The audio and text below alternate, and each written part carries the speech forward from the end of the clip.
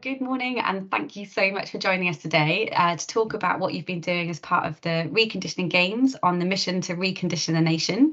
My name's Jo. I'm a clinical fellow with NHS England with the South West region at the moment, and I've been involved in the Reconditioning Games in the South West. And I'm delighted to have the North Sedgemoor PCN team here today with Hattie and Helen, Gemma and Millie. So I'll let you introduce yourselves and talk about where you work. So Helen, should we kick off with you?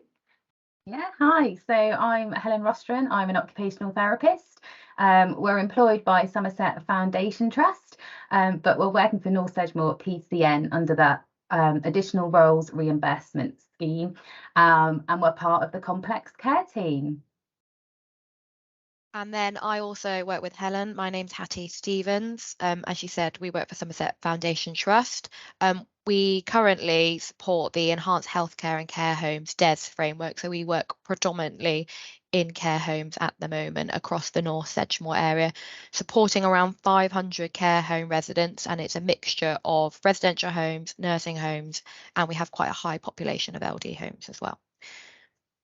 And then Gemma is one of our lovely students who was with us in December. Gemma, if you'd like to introduce yourself. Hi, I'm Gemma Parrott. I'm an occupational therapy student from the University of the West of England, and I completed my third year placement alongside Hattie and Helen with North Sedgemoor Primary Care Network. And I'm Millie. Yeah, same as Gemma. I'm a third year OT student at UE in Bristol. And yeah, we were lucky enough to have the opportunity to join Helen and Hattie in their working. October to December it was last year. Yeah. Oh, brilliant. Well, lovely to see you all. So why did you decide to get involved in the Reconditioning Games, and what does it sort of mean to the area that you guys work in? Yeah, so I'm happy to answer that. So as Hattie said, we currently are working with our care home population. So we have about 500 residents in our patch, and we work in a complex care team, and we are providing a holistic assessment. So there's 3 GPs, there's 3 pharmacists, a group of care coordinators, and myself and Hattie. And what we do, it's all about working with residents to live well. So these are residents who are managing several conditions, long-term conditions, but they don't have an acute need for health. So we are a team that go in and we support them. We give them like a mini MOT, I would say. So what's interesting is myself and Hattie have been working here for about a year in this team, and we've been picking up a couple of themes generally. Part of that is around staff talking to us about how they could start moving people a little bit more, getting people a bit more active.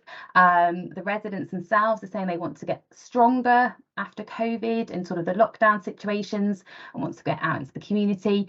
And I think what is exciting was we knew we had a lot of residents to support, but we thought, how can we creatively support the Recon Dames? How could we as OTs support this? And that's where we thought we could utilise our students.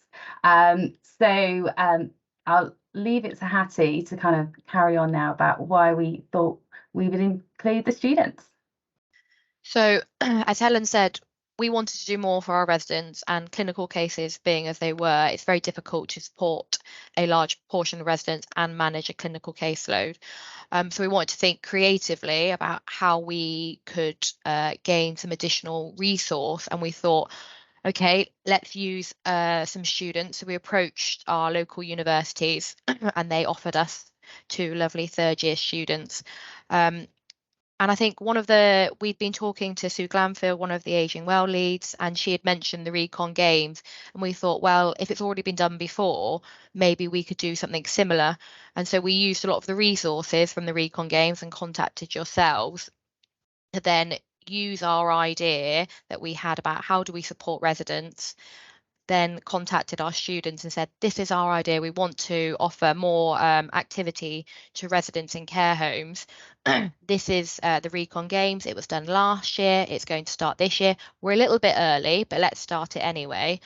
Go ahead and make something interesting. And I think that's quite exciting, quite a bit scary. I think Gemma and Millie will tell you in a minute how they felt about it. Just kind of let them loose, really. And also we used our local SASP organisation, which is Somerset Activity Sports Partnership. So we wanted to include other resources other than ourselves, because we know the NHS is a finite resource, and other services can help us to do a fuller job. And then also the care homes have then got contacts after the students had finished to then continue their work. But I'll hand over to Gemma and Millie to give a little bit of understanding about how they started the project, how they felt when they first given the idea. Yeah, so it was advertised as a non-traditional placement by our university, and it was a non-traditional placement in the sense that we weren't doing kind of traditional OT. So it felt really great to be part of something. It felt quite progressive, because it was a new team and they're going in doing a lot of preventative work rather than kind of fighting fires, which is really refreshing. And yeah, so it was really motivating to be part of that, and it felt as if we were part of a change and within care homes. So that was really special and motivating for us.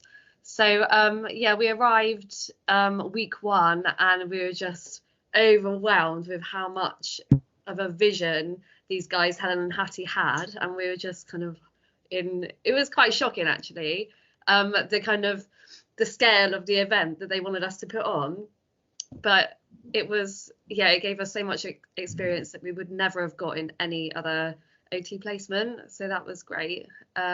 Yeah, involving things like project management skills and having to submit funding bids and go through all the clinical reasoning and so much research around different bits of kit and residents and everything else that goes into it. So yeah, we had a lot of work to do, but it felt really great to be able to pull it off. Oh, it sounds brilliant. And it was the moving and improving games, wasn't it? That's what you called it? Yeah. Yeah. So how did you work with all the care homes in your area, or did some respond, or did you approach particular care homes? Who got involved? Was that tricky to get people to sort of sign up? So I'm happy to take this one. So we started off by approaching different care homes in the North Sedgemoor area, covered by the North Sedgemoor Primary Care Network, and just started speaking to the managers, seeing who would get involved, who would be happy to, and building that rapport with those members of staff. So we had 9 in the end that got involved over the course of the 2 weeks, and that included a range. So we had learning disability homes, residential homes, dementia care homes, and we also had a home for visually impaired as well. So we got quite a broad range of people that we could reach out to. And yeah, we just started by speaking to the manager to let them know our vision, and then slowly increasing it that way by getting to know the care staff and the activity coordinators to see what they already facilitate, and how they would on the day, whether just giving them our advice and what we can offer. And then we started to assess the residents and pointing out those that might need a bit more of an assessment to make things more specific to them. Oh, that sounds great. So you could really tailor it and include as many people as possible. And did the staff get involved too? Oh yeah. Yeah. Most definitely. Yes, Was anyone overly competitive at all? Yeah, so I definitely say a few of our care homes were very competitive. We had lots of decorations made. A lot of the staff themselves wanted to compete. So one even made us an Olympic torch as a type of way of saying that they were carrying and starting the Winter Games with us, which was really good. I think that was one of the reasons why we wanted to use having 2 students rather than 1. Because we recognise how difficult it is in care homes at the moment, the high acuity of residents, and having 2 additional individuals coming in and running the project just gave them a chance to either stand back and enjoy, take part if they needed to go off and do something else, they could do. So it made it a lot more equitable for them to enjoy and join in. Because I felt, or Helen and I both felt, that if we had run the games and asked the care homes to run it themselves, it would have been a lot more challenging. Whereas if we provided something to them in addition to what they already had, it would more likely be successful. Absolutely. And it was a great way to showcase what could be. And I think we had 39 members of staff overall involved, which was fantastic, because then they were on board right from the word go, which will help with our legacy. And we had 6 external volunteers get involved. So we had other students. Gemma had another uni friend who got involved as an OT in a different placement, and we had a return to work OT as well get involved, which was fantastic for her sort of transition back into the workplace. And obviously we had Sue Glanfield, which I think was really good for her, because she is one of our Aging Well leads in the Enhanced Health in Care Homes framework, and she was able to see policy in a day-to-day and actually how it's working, or actually what might need to be changed or slightly altered, which I think was a great experience for her. And I think just for the students to meet a leader of policy was fabulous, because it showed that accessibility to leaders. Absolutely, and I think bringing it to life, isn't it? Yeah, absolutely. And taking away that scariness, you as a student, you are a leader. You as an assistant are a leader. You don't have to be at a high banding to be a leader. It's everybody, isn't it? And I think that's what's great, is this games enabled our relationships with the care home staff to come and be embedded, because they have got such a power of resource and skill. And part of our work within the complex care home is to make sure staff are on board, they feel part of the MDT team, that their voice is listened to as well. So yeah, it ended up that we focused for 2 weeks to do the games, and we had 9 care homes on board. We did have more who wanted to, but we just thought we can't pack you all in. And basically Gemma and Millie set up sort of half days in each care home. Some we had a little bit longer depending on what they needed, and we had 90 residents and individuals involved altogether, and we had 13 one-to-one sessions. So what we wanted to make sure, and what was a fabulous part of Millie and Gemma's learning, was around personalised care and creating bespoke games. So these were for residents who potentially were in bed, so people who are bed bound, so that means someone who is in bed for 24/7 a day. We wanted to make sure we reached them. It's really important about their reconditioning, their wellness, but also it's around working with some of our residents with learning disabilities who, from a sensory perspective or a confidence perspective, may not want to be in a social group and would prefer to have something within their room. And that's what was great, where the girls could use their task analysis skills as an occupational therapist to break down these games so it could be bespoke to them. Millie's got a brilliant example of this. Do you want to go ahead about the Jurassic Park situation you created, Millie? The Jurassic Park situation, yes. Yeah, so I met one of the care home residents who spent a lot of time in his bedroom, and he didn't particularly like joining in group activities. So I went in and got to know him a bit and found out that he really loved movies, including Jurassic Park. So kind of went away and thought about it and thought, okay, what is the best way to help motivate him to join in the group activity? I also kind of noticed what his strengths were. So he was really good at throwing. He had a really great, upper arm function. He had a diagnosis of cerebral palsy, so he did have some kind of physical challenges as well, but throwing was, real great strength for him. So we kind of wanted to tap into that. So it was just a really simple activity, but it went down really well. We basically got the theme tune to Jurassic Park and put that on quite loud in the room, and just got a big bucket and some little toy dinosaurs, put it in the middle of the room, gave him a ball and said, right, go and hunt some dinosaurs. And it was just the whole atmosphere of the room. It just completely changed with the music, and it was just quite inspiring really. And he was absolutely in his element, like trying to throw these dinosaurs, and everyone got involved. So it was a social activity that everyone could get involved in, but especially him. And it was really lovely. And I think it just shows the power of simplicity, where actually this is something that could be used in the care home. The staff have seen something different, but something very simple that they can put in place, not very expensive, which was brilliant.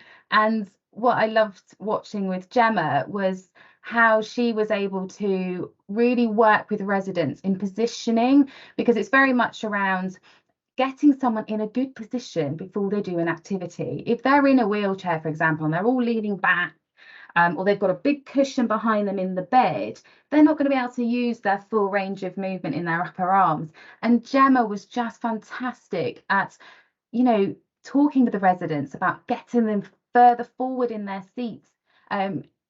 She's got a great ability with moving and handling. So what Gemma was doing was actually was enabling people to stand, but actually she was supporting the pelvis.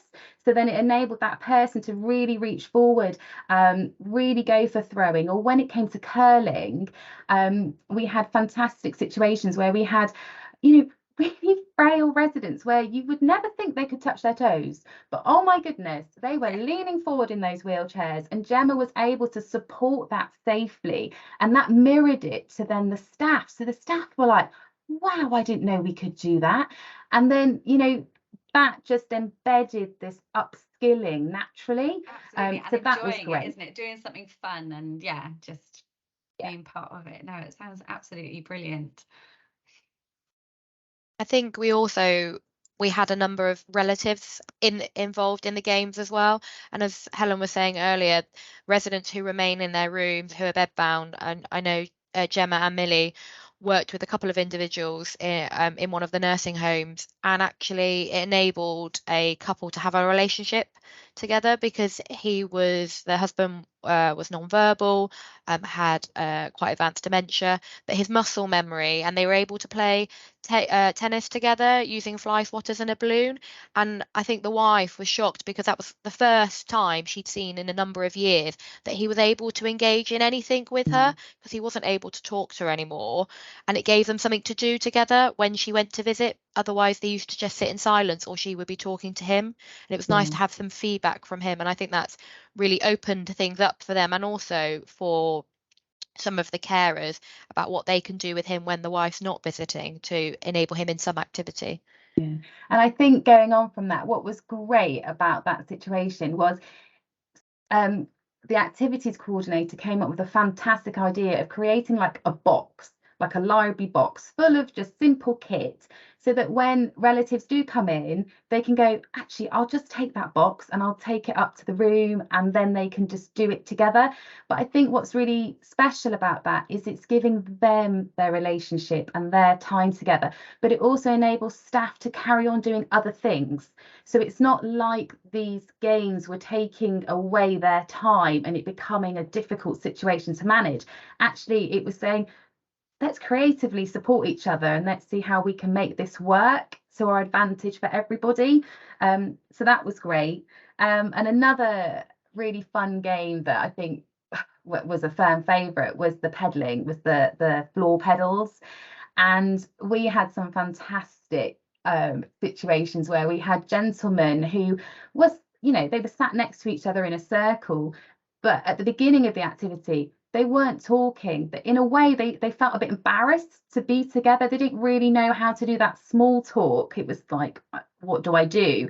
But actually, the moment we put the pedals in front of them, it was like brilliant. There was competitiveness, there was talking, people were talking about old cycle groups that they were involved in.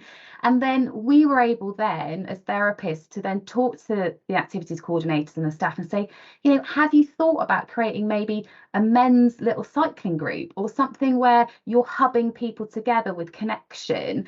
So actually you're making friendships, and then maybe you could expand that, or just keep it to a group of 4. And that was brilliant. That was another great situation that came out of it. Absolutely. And I think, like you said, it doesn't have to be big and bold things, does it? It can be just simple, small things, but actually they have a huge impact and make a huge difference to get the conversation started and just, start some fun, isn't it? Doing something maybe different or doing something new again. Oh, well, thank you so much for joining us today on this podcast to chat about the moving and improving games and hearing about all the examples. Just to finish sort of off, if anyone wants to get involved in the reconditioning games, what are your top tips? So just a few top tips. Was there anything that you'd be like, oh, this is a really good thing to do?